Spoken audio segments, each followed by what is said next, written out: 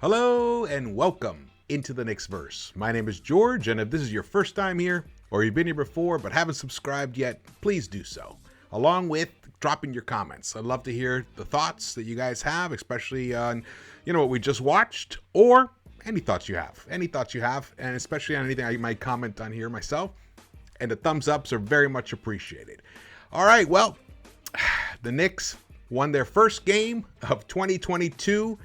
It was a nice win. Nice win over the Indiana Pacers, who battled the Cleveland Cavs the other night. They battled. They actually stuck with them the whole time, and they almost pulled that game out. So this is a good, scrappy. I wouldn't say good. The record doesn't say good, but they have been playing better of late. Let's put it that way. But they were missing several players themselves. Brogdon, Duarte was missing, Jeremy Lamb. But they had Sabonis, and they had Miles Turner, and they had two guys that they just recently picked up, Sykes and Dwayne Washington, who came out and delivered for them and for the guard position. So, it's they challenged us. The game was a lot closer than it should have been in reality, because we got Julius Randle back, and this was the first game that Mitch was available to play. And, it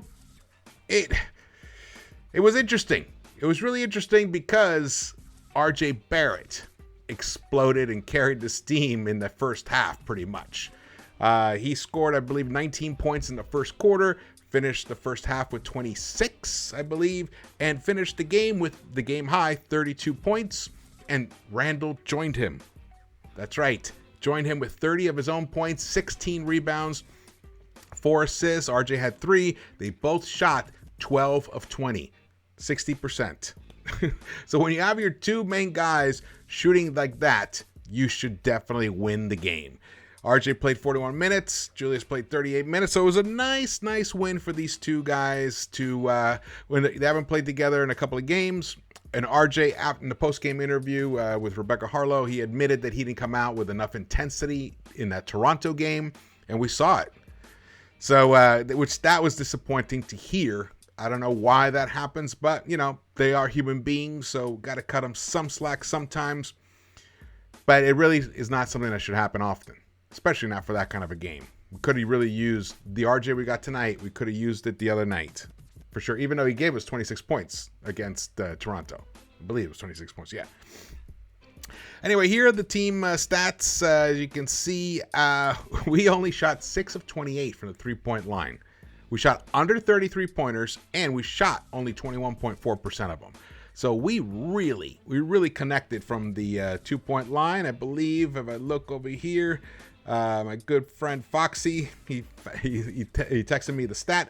We shot from below the arc, we hit 63.4% of our two-point shots. That's nice. That's very nice. Very, very nice. One thing, though, I want to focus on is Evan Fournier and the whole starting lineup, per se. Not the whole starting lineup, but why Burks started this game. And he was not effective in the first half. Wasn't effective in the first quarter. I think second quarter a little bit more so, but he really was not effective in that first half.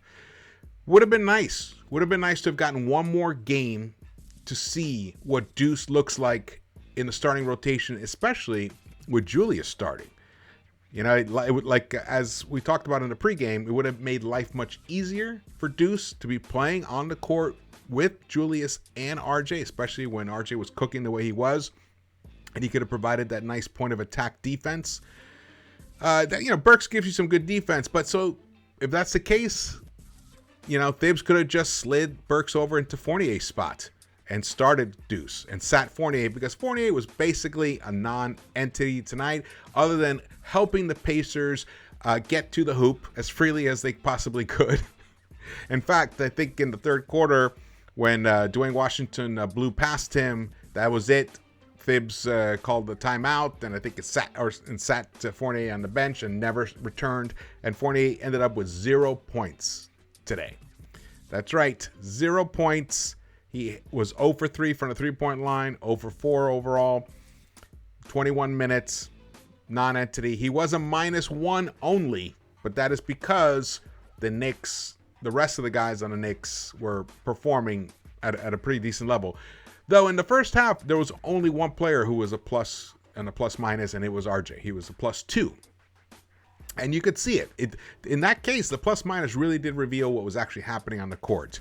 And Randle woke up in that third quarter. He was sensational in the third quarter. I can't remember how many points he scored, but then he carried it through into the fourth. Really gave it really nice bounce-back game. It felt like this was the first time, in fact, let's go to the highlights here. The first time that we saw a glimpse of last year's Randle this year. I know he's had a couple of good games, but it didn't feel like the same kind of guy. And I'll tell you the key was, and when we see the highlight here, I will point it out. Hopefully we'll see it soon. There was a moment in the first half, I believe it was actually in the first quarter. It could have been early in the second quarter. Well, when did he come back? Anyway, from the left side, it was a one off the bounce, one dribble right into the mid-range, long, like about an 18-footer maybe, and he just hit it beautifully. And I thought, wow, that's nice. Haven't seen that for a while. Julius had the mid-range game going, especially the long mid-range game. You know, those, unfortunately, like 18-footers, 20-footers. The shots, he took one that was inside the arc that you're not supposed to take. Generally, you might as well take it from the three-point line if you're going to take that shot in general. But, you know, you can't fault him for making it when he makes it. But RJ played an excellent game offensively. Look at him. He just kept driving, and he got the bigs into foul trouble. He got Miles Turner into foul trouble, which helped neutralize him to a certain degree on the defensive end in that fourth quarter, when he would usually be having more impact on the game. I don't even think, I can't remember how many blocks Miles got, but I will check it when we go back to it. Look at that. That was a nice little move. When Randle is hitting those mid-range jumpers, man, it's a wonderful sight to see. It makes life so much easier for all the other Knicks on the court. Now, the Pacers weren't doubling him, and that's something that Carlisle does, is a choice that he's made several times. But in the past, you know, Julius shot 6 of 18 against the Pacers, 6 of 16 against the Pacers. So that defensive decision to not double Julius unless he gets closer into the paint was the right one for the Pacers, but not tonight. Tonight, Julius feasted on it. Hey, perhaps, you know, the time off, because I believe that Julius said he didn't feel any real symptoms. He just had to sit out because he tested positive for COVID. So perhaps that was a good thing. So he didn't, you know, it wasn't like in aches or pains. It wasn't, he didn't get out of shape. Hopefully he was doing his shooting drills. And hopefully he was watching tape, because it seems like he understood where he could get his buckets tonight. He blew past Sabonis a couple of times, which is, look at this move. Look at that move. That was nice, man. That was RJ. A little pistol action.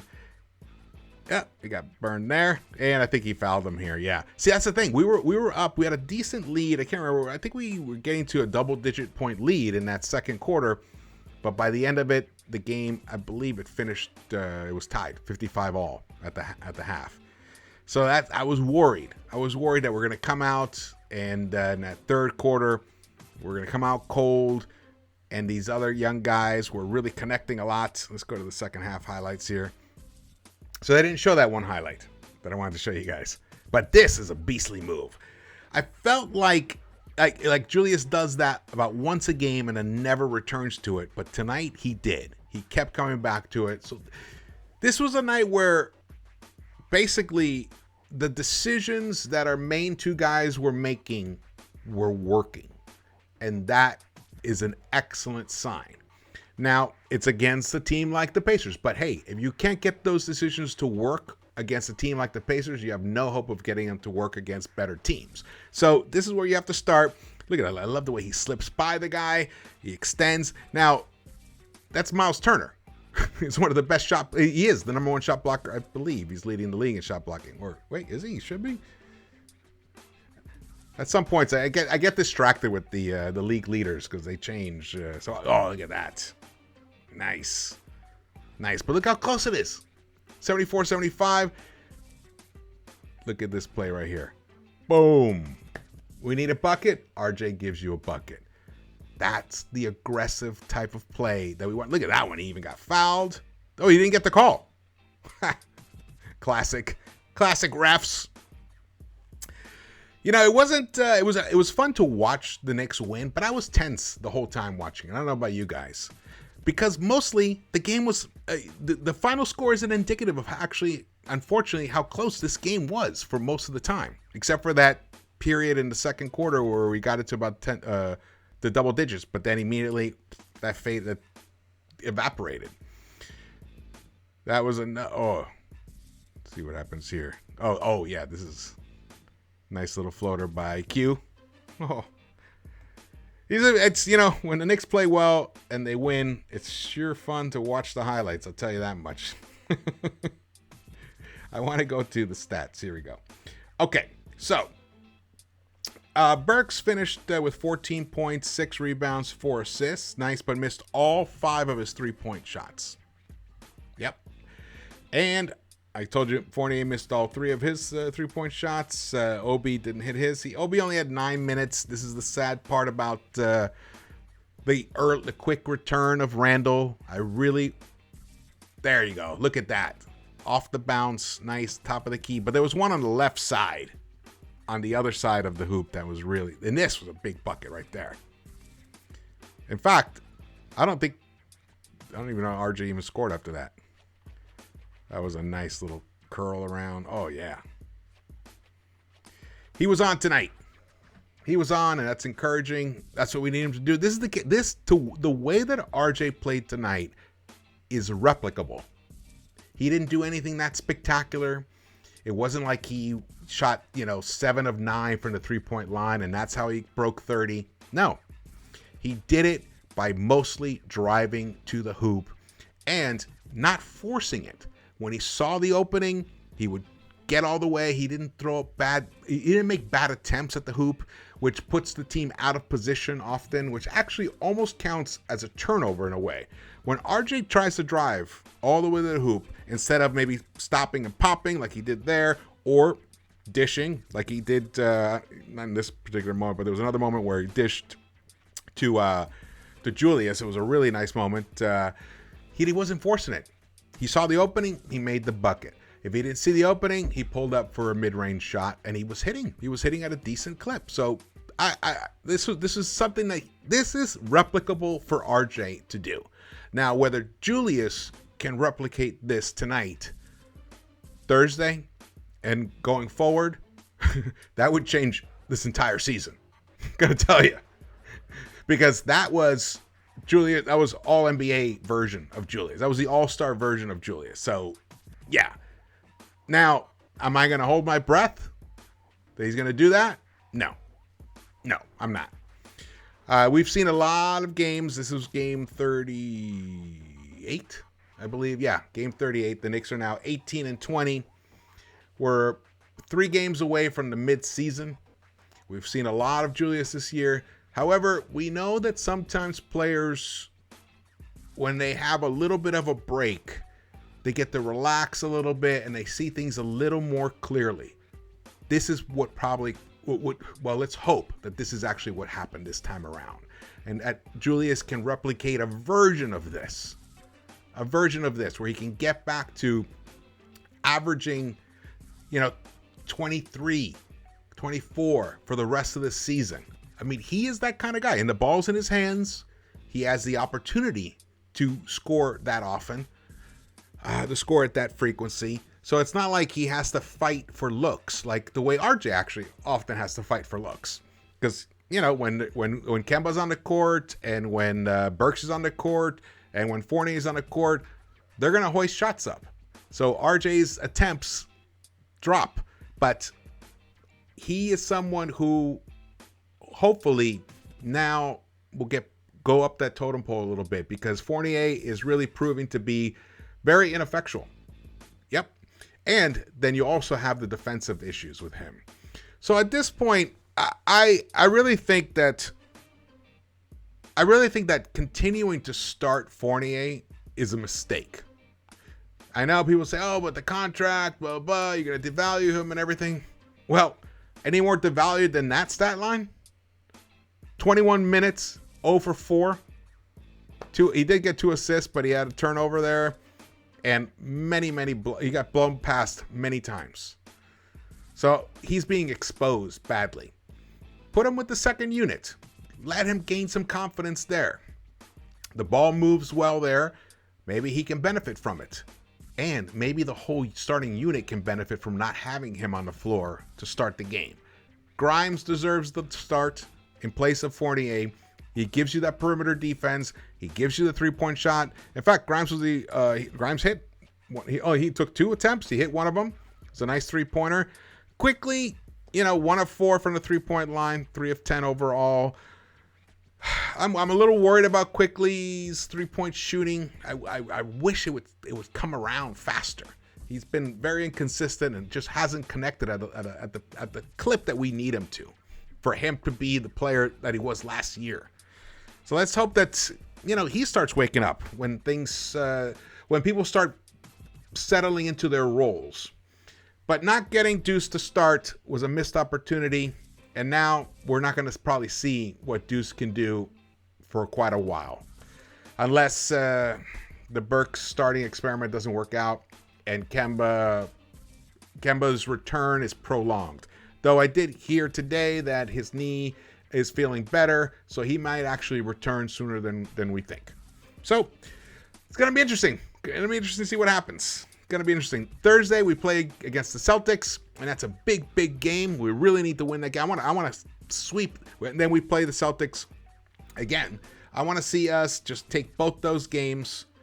Yeah, we play the Celtics on Thursday at home, and then we travel up to Boston to play them there on Saturday. Let's get those 2, and then the Spurs come here. We get that. We can get on a nice little win streak here, and propel ourselves back into the playoff picture. That's the goal. Alrighty. Well, thank you guys so much for watching this. Wait, did I miss anything here? Oh, these were the stats. You can see Sykes scored 22, Washington 17, Sabonis only 15 points. Turner had 2 blocks. Okay, so he did have 2 blocks. All right, well, there we go, guys. Nice win. I'm relieved. Not going to overreact. I want to see more of this. I want to see this replicated in some form or another throughout the next 6 games. Let's do it. All right. Thank you guys for watching. Please subscribe, hit the thumbs ups, and drop your comments. Love the comments, and I will see you guys around where? The Knicks-Verse!